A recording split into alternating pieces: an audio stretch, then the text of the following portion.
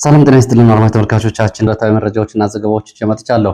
መረጃና ዘገባዎችን እየተከታተላችሁ አብራችሁ እንድትቆዩ ነው በአክብሮት የምጋብዛችሁ። በዚህ ሰዓት የተለያዩ መረጃዎችን ይዣለሁ። በዚህ ሰዓት ከማደርሳችሁ መረጃዎች መካከል እጅ ሊሰጥ የነበረው ኃይል ከበባ ውስጥ ገብቷል። ይህንን በተመለከተ ድራማው ቀጥሏል።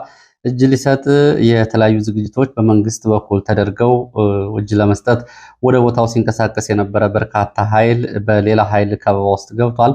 አሁን ዝግጅቱ ተቋርጦ ይህንን ኃይል ከከበባ ለማውጣት የመንግስት ኃይል ለዚሁ ብርቱ ትግል እያደረገ ነው ተብሏል። ይህንን ጨምሮ በተለያዩ አካባቢዎች ያሉ ዝርዝር መረጃዎችን በዚህ ሰዓት የማደርሳችሁ ይሆናል። እየተከታተላችሁ አብራችሁ እንድትቆዩ ነው በአክብሮት የምጋብዛችሁ። ወደ ከተማው ዘልቆ የገባው ፋኖ በሁለት ካምፖች ላይ ጥቃት ፈጽሟል። በዚህም ጉዳት ደርሷል። ከዚህ ባሻገር እንደዚሁ በተለያዩ አካባቢዎች የድሮን አሳና የድሮን ስምሪት እንዲሁም ደግሞ የድሮን ጥቃቶች መኖራቸውን የሚገልጹ መረጃዎችን ጨምሮ የተለያዩ ዝርዝር መረጃዎችን ይዣለሁ። ከማለዳ ጀምሮ በአምባሰል ተራሮች ላይ የተሰማራው የመንግስት ኃይል ሁለተኛ ቀኑን በያዘው ውጊያ ያለውን አጠቃላይ ሁኔታ በተመለከተም ዝርዝር መረጃ በዚህ ሰዓት ወደ እናንተ የማደርስ ይሆናል። እየተከታተላችሁ አብራችሁ እንድትቆዩ ነው በአክብሮት የምጋብዛችሁ። ባለፈው አንድ መረጃ በዚህ መጋለጡ ይታወቃል። በዚህ ከተጋለጠ በኋላ በርካታ ሚዲያዎች እንደዚሁ ይህንን ዘገባ ሲያደርሱት ነበረ። የአርኤስኤፍ ሰልጣኞች በኢትዮጵያ በሚለው ከዚህ ጋር በተያያዘ ዛሬም እንደዚሁ ተጨማሪና አዲስ ዝርዝር መረጃ ይዣለሁ። እየተከታተላችሁ አብራችሁ እንድትቆዩ ነው በአክብሮት የምጋብዛችሁ። የአርኤስኤፍ ወይም ደግሞ የሱዳኑ ራፒድ ስፔሻል ፎርስ ፈጥኖ ደራሽ ኃይል ሰልጣኞች በኢትዮጵያ ከሚለው ጉዳይ ጋር በተያያዘ ቀጠናዊ ወታደራዊ እንዲሁም ደግሞ ፖለቲካዊ የኃይል አስተላለፎች ጭምር ያለው ጉዳይ ነው። ይህን በተመለከተ ዛሬ ያለው መረጃ አዲስ መረጃ አድርሳችኋለሁ። እስከ መጨረሻው አብራችሁን ቆዩ። እንግዲህ ከዚህ ባሻገር ሀሳብ አስተያየቶቻችሁን ብዙዎቻችሁ አድርሳችኋል። በእጅጉ ነው የማመሰግነው። በተለያዩ አካባቢዎች የተፈጸሙ ግፍና ሰቆቃዎችን በተመለከተ እንደዚሁ መረጃዎችን አድርሳችሁኛል። በቪዲዮ የታገዙ መረጃዎችን ጭምር በእጅጉ ነው የማመሰግነው። የመንግስት ወታደሮች እንግዲህ ሰሞኑን የፈጸሙትን ጭካኔ የተሞላበትን ተግባር በተመለከተ ቤተሰቦቻቸው በአሰቃቂ ሁኔታ የተገደሉባቸው ቤተሰቦች የሰጡትን ምስክርና የተመለከቱ መረጃዎችም እንደዚሁ እየወጡ ነው የሚገኙት። ብልታቸውን፣ ስስገላቸውን በቢላዋ ጭምር በመቆራረጥ የመንግስት ወታደሮች የገደሏቸው ንጹሐን ቤተሰቦቻቸው እንግዲህ ከቀብር በፊት ያዩትን በሰውነታቸው ላይ የተመለከቱትን አጠቃላይ የሰውነት ሁኔታ በተመለከተ እንደዚሁ ይህንን አጋልጠዋል። በጥይት መገደል ክብር ነው። በጥይት መገደል እንደዚሁ ተገቢ ባይባልም እንኳ ክብር ያለው ሞት ነው በሚል ቤተሰቦቻቸው እንግዲህ የተፈጸመውን በአስክሬኖች ላይ ጭምር ያለውን አሰቃቂ ድርጊትና ነውረኛ ስርዓት በመንግስት ወታደሮች ተፈጸመውን አጋልጠዋል። በጥይት ቢገድሏቸው ይሻል ነበር ነው የሚሉት። እንግዲህ ሞት እንኳ ይመረጣል እንደማለት ነው በዚህ አስቸጋሪ ጊዜ። ከዚህ ጋርና ሌሎች ተጨማሪ መረጃዎችን እየተከታተላችሁ አብራችሁ እንድትቆዩ ነው በአክብሮት የምጋብዛችሁ። ከዛ በፊት እንግዲህ ትላንትና መነጋገሪያ ከነበሩት ጉዳዮች አንዱ የነበረው ጌታቸው ረዳ በዓለም አቀፉ ታዋቂ ሚዲያ አልጀዚራ ላይ ቀርቦ ያደረገው ቃለ ምልልስ ነው። ይህንን በተመለከተ እንግዲህ አሁን ካሉ የኢትዮጵያ ፖለቲከኞች መካከል ሚዲያዎች ላይ በሚቀርብበት ጊዜ አነጋጋሪ፣ አወዛጋቢ እንዲሁም ደግሞ በርካታ ሰዎች ትኩረት ከሚስቡ ሰዎች መካከል ጌታቸው ረዳ ቀዳሚው ነው።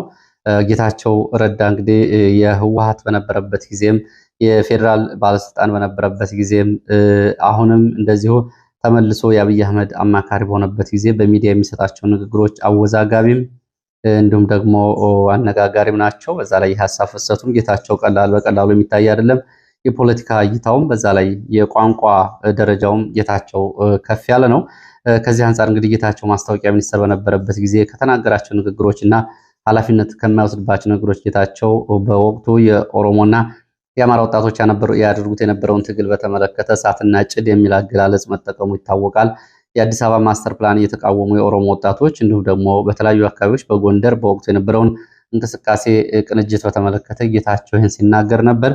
ለማንኛውም ጌታቸው ረዳ እንግዲህ ከትልቁ ሚዲያ አልጀዚራ ጋር ሄድ ቱ ሄድ ወይም ደግሞ ግንባር ለግንባር ፊት ለፊት ተብሎ በሚጠራው ፕሮግራም ላይ ቀርቦ ነበረ። በዚህ ፕሮግራም አቅራቢ አዘጋጁ መሃዲ ሐሰን ነው። የታዋቂ ፕሮግራም ነው። ታዋቂ የዚህ ፕሮግራም እና ሙግትና ክርክር አቅራቢ ነው። ከዚህ ጋር ቀርቦ ነው ጌታቸው እንግዲህ ወደ 49 ደቂቃዎችን ቆይታ ያደረገው። ፊት ለፊት ከተነሱ ጥያቄዎችና ሙግቶች ጎን ለጎን የኢትዮጵያ ጉዳይ ሲነሳ በወቅታዊ ጉዳይ የተነሱ አንዳንድ ነጥቦችም አሉ። በጎን ለጎን ከጌታቸው ባሻገር የኢትዮጵያን አጠቃላይ ሁኔታ የተመለከቱ ናቸው። በአጠቃላይ እንግዲህ በዚህ ክርክር የነበረውን አጠቃላይ ፕሮግራም ወደ አማርኛ ተመልሶም እንዲሁም ደግሞ ወደ በዛው ባለበት በእንግሊዝኛም ብዙዎቻችሁ እየተከታተላችሁ እንደሆነ ተስፋ አድርጋለሁ። እኔ በሶስት ከፍዬ ተመልክቼዋለሁ። አንደኛው እንግዲህ በዚህ ክርክር ላይ የነበሩት ነጥቦች ጌታቸው ረዳና ህወሓትን የተመለከተው አንደኛው የፕሮግራሙ ክፍል ነው።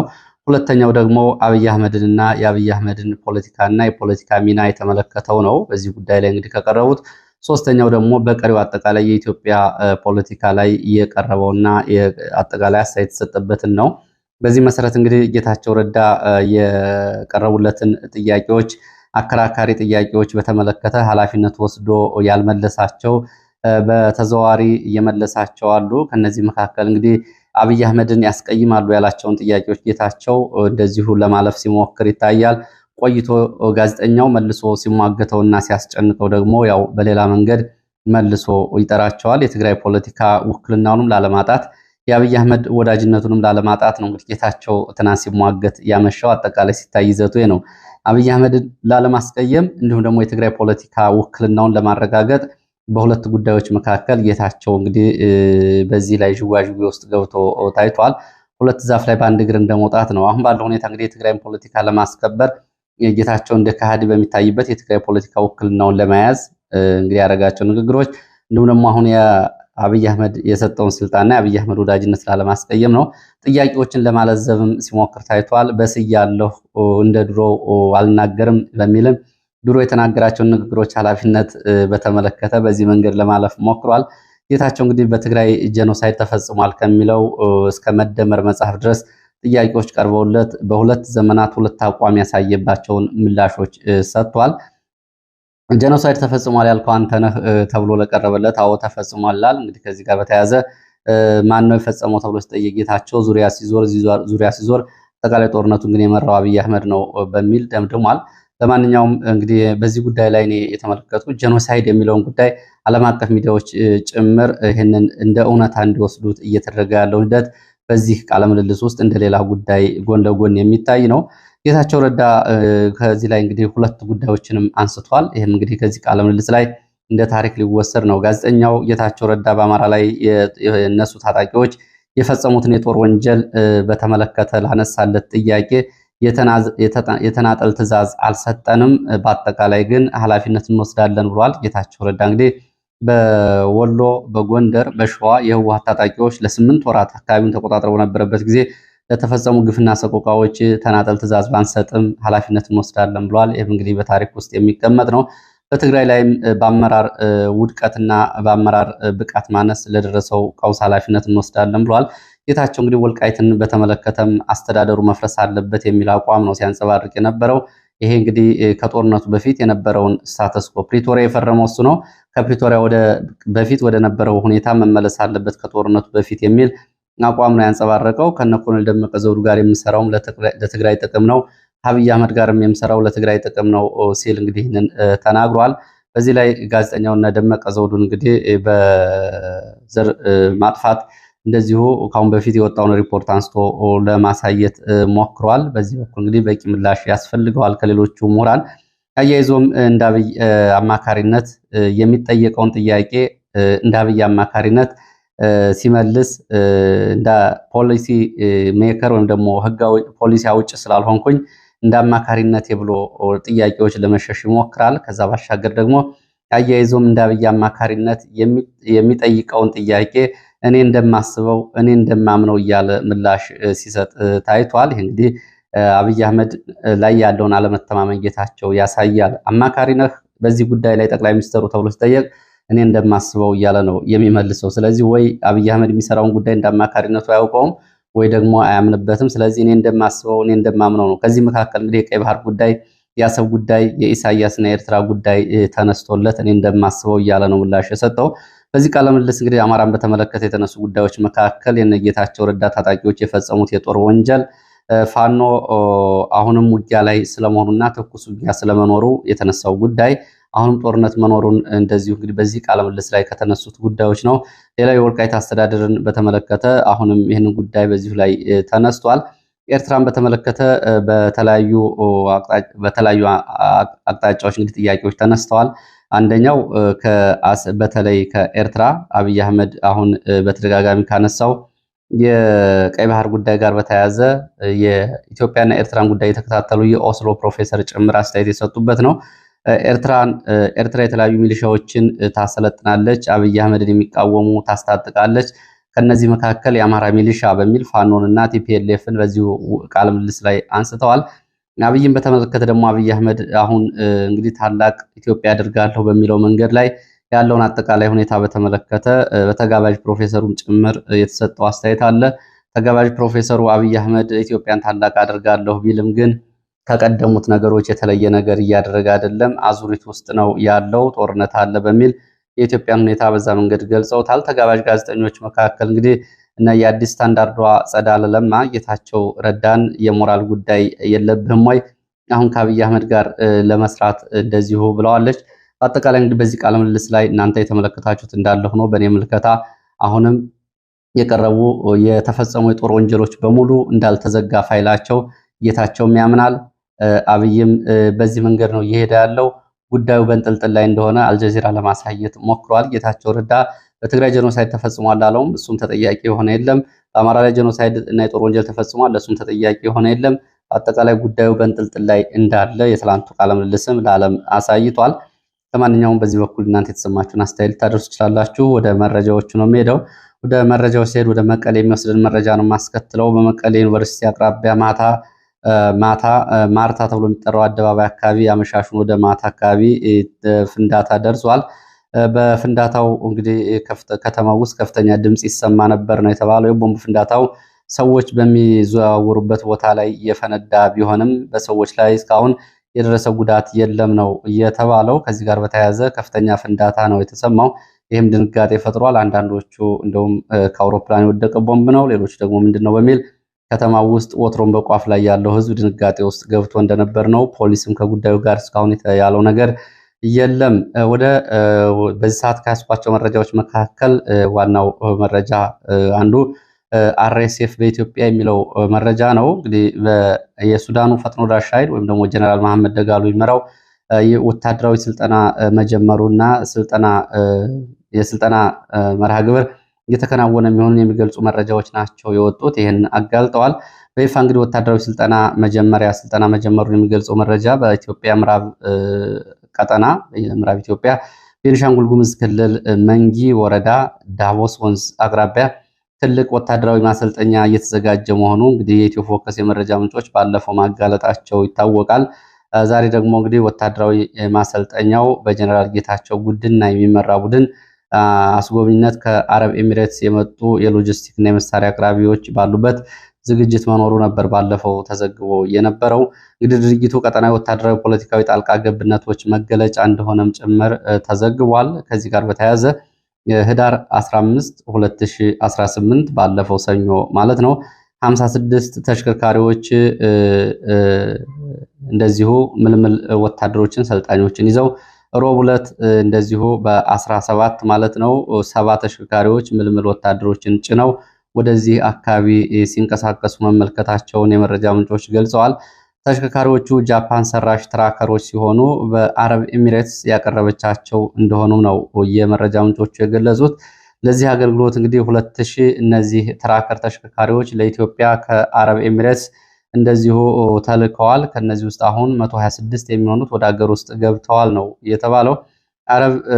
ዩናይትድ አረብ ኤሚሬትስ ወይ ደግሞ የተባበሩት አረብ ኤሚሬትስ እንግዲህ ከ126 ተሽከርካሪዎችን አስገብተዋል። የመረጃ ምንጩ ከ6500 በላይ የሚሆኑ የመጀመሪያ ዙር ሰልጣኞች ስለመጓጓዛቸው ነው ወደ ዳቦስ ወታደራዊ ማሰልጠኛ የተገለጸው። ምልምል ሰልጣኞቹ ውስጥ የውጭ ሀገር ዜጎች እንደሚገኙበት የገለጹት የመረጃ ምንጮች ከየት ሀገር የመጡ የሚለውን ግን ለማወቅና ለማረጋገጥ አልተቻለም ነው የሚሉት። ዩናይትድ አረብ ኤሚሬትስ ካሁን በፊት እንደሚታወቀው ለፈጥኖ ደራሽ ኃይሉ ከኮሎምቢያ፣ ከኒጀር፣ ከደቡብ ሱዳን፣ ከኢትዮጵያ፣ ከሶማሊያ፣ ከምዕራብ አፍሪካ ሀገራት፣ ከመካከለኛው ምስራቅ አፍሪካ ሀገራት እና ከላቲን እና ካሪቢያን ሀገራት እንደዚሁ ታጣቂና ወታደሮችን እያሰለጠነች የወር ደመወዝ ወይ ደግሞ ቅጥረኛ ወታደሮችን ወደ አካባቢ ስታስገባ መቆየቷ ይታወቃል። ምናልባት ከነዚህ ሀገራት የመጡ ሊሆን ይችላል ሰልጣኞቹ ነው የተባለው። በኢትዮጵያ እንግዲህ በኢትዮጵያ መከላከያ ሰራዊት መኮንኖችን በዚህ ጉዳይ ላይ ወደ አረብ ኤሚሬትስ በተመላላሽ በመሄድ ስልጠናና ተዛማጅ ጉዳዮች አመቻች ኮሚቴ መንቀሳቀሱና ተጠሪነቱ ለጀነራል ጌታቸው ጉድና መሆኑንም ወታደራዊ መረጃ ምንጮቹ ገልጸዋል። ይህንን በተመለከተ ተጨማሪ መረጃዎች እንደደረሱኝ ወደ እናንተ የማደርስ ይሆናል። ወደ ሌሎች መረጃዎች ስንቀጥል በዚህ ሰዓት እንግዲህ ከያስኳቸው መረጃዎች መካከል ወደ ወለጋ የሚወስደን መረጃ ነው። ይህ መረጃ እንግዲህ አስቂኝም እንዲሁም ደግሞ እንግዲህ የአጋች ታጋች ድራማ አይነት መረጃ ነው። እስኪ ተከታተሉት።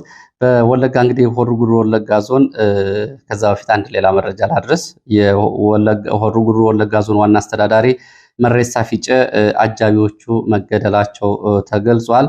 እሱ ሩጦ አምልጧል። ህዳር 12 ነው ይሄ የሆነው። ህዳር 12 2018 ዓ.ም ከረፋዱ 4 ሰዓት ገደማ ከዞኑ ዋና ከተማ ሻምቡ አቅራቢያ ሆሮ ሁሉቆ ወረዳ ለመስክ ጉብኝት የዞኑ አስተዳዳሪ በፖሊሶች በሚሊሻዎች እንዲሁም ደግሞ በልዩ ኮማንዶዎች ታጅቦ እንቅስቃሴ ላይ በነበረበት ሰዓት ነው ታጣቂዎቹ ጥቃት በመክፈት አጃቢዎቹን ሌሎች የሚሊሻዎችና ጥበቃ ፖሊሶቹን በመግደል እሱን ያሯሯጡት። የዞኑ አስተዳዳሪ መሬሳ ፊቴ በቆሎ ማሳ ውስጥ ገብቶ ነው ያመለጠው። በዚህ መንገድ አጃቢዎቹ እና ጥበቃዎቹ ህይወታቸው አልፎ እሱ ግን ተርፏል ነው እየተባለው። ወደ አጋች ታጋች መረጃው ነው የሚሄደው።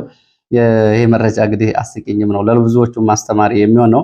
በጃል ሞሳ የሚመራው የኦነግ ኃይል እጅ ለመስጠት ድርድር ጀምሯል በሚለው የሚጀምረው መረጃ ጃል ሞሳን ለመቀበል በጃልሰኝ ጃልሰኝ አሁን የኦሮሚያ ጸጥታ ቢሮ ከፍተኛ ሹም ነው። ጃልሰኝ በኪረም ወረዳ ላይ ባለስልጣናት በሬ አርደው እንዲቀበሉትና ይህን እንዲያመቻቹ ትዕዛዝ ይሰጣል ጃልሰኝ። ጃል ሞሳ ደግሞ ታጣቂዎቹን ከተለያዩ ጫካዎች ሰብስቦ ወደዚህ ቦታ እንግዲህ እንዲቀበሉት እንቅስቃሴ ይጀምራል። ይህንን እየሰማው የነጃልመሮ ቡድን እንግዲህ ብርቱ ውጊያ ከፍቶበታል። ብርቱ ውጊያም ሲያደርጉ ነበር እየሰነበቱት። ጃልሰኝ እጅ ሰጥቶ ከተሾመ በኋላ 8 የኦነግ ጃል ወይም ደግሞ የኃይል መሪዎች ጋር እያስተባበረ አሁንም የተለያዩ ፍላጎቶች እንዲያስፈጽሙ ያደርጋል። እንግዲህ አሁን በወጣው መረጃ በጃል ሞሳ ጦር ጊዳ አያና ወረዳ ላይ ሊገባ የብልጽግና ባለስልጣናት ለመቀበል 10 በሬ አርደው ዝግጅት ላይ በተሰናዱበት በዚህ ሰዓት በጃል ሞሳ ጦር ላይ የነጃል መሮ የምዕራብ ዕዝ የሚባለው ኃይል በተለይ በነጃል ጀመራ እና በነጃል መርጋ ያለው የሚመራው ኃይል ከበባ ውስጥ አስገብቶታል። ይሄ ለመንግስት እጁን ሊሰጥ ሲንቀሳቀስ የነበረውን የጃል ሞሳን ኃይል ነው የተባለው። ይህንን ተከትሎ እንግዲህ እጅ አትሰጡም እዚሁ ታልቃላችሁ በሚል የነጃል መሮ ጦር በተለይ ጃል መርጋና የጃል ጀመራ ኃይል ከበባ ውስጥ አስገብቶታል። ይህንን ኃይል የመንግስት ኃይልም የተሰናዳውን ዝግጅት ጥሎ የጃል ሞሳን ኃይል ከከበባ ለማውጣት ከባድ ውጊያ ተከፍቷል ነው የተባለው። በኋላ ጥቃት ከዚህ በኋላ እንግዲህ ጥቃቱን በተመለከተ ተጨማሪ መረጃዎች እንደደረሱኝ አደርሳችኋለሁ። ውጊያ እየተደረገ ያለው ኤጀሬ ተብሎ በሚጠራ ቦታ ላይ ነው። ከጊዳ አያና ወረዳና ከኪረም ወረዳ በሙሉ የተሰበሰበው የጃል ሞሳ ኃይል ወደ እጅ ለመስጠት ወደ ዝግጅት ቦታው ሲሄድ ከበባ ውስጥ የገባው ኤጀሬ ተብሎ የሚጠራ አካባቢ እንደሆነ የአካባቢ የመረጃ ምንጮች ገልጸዋል። እንግዲህ ከዚህ ጋር በተያያዘ በነ ጃልሰኝ የሚመራው ቡድን 8 ጃሎችን ያስተባብራል። ጃልሰኝ የመንግስት የብልጽግና ተሿሚ ሆኖ የጃልሰኝ ቡድን ውስጥ የሚባሉት አንዱ ጃል ሞሳ ነው። ዛሬ እንግዲህ ከበባ ውስጥ የገባው ከዚህ ቀደም ብሎ ደግሞ ከ2 ቀናት በፊት በመተከል ቡለን ወረዳ በኩጂ ቀበሌ ጥቃት የፈጸመው ጃል ቃንቄ ተብሎ የሚጠራው እንደዚሁ በጃልሰኝ ከሚመሩት ጃሎች መካከል ይገኝበታል።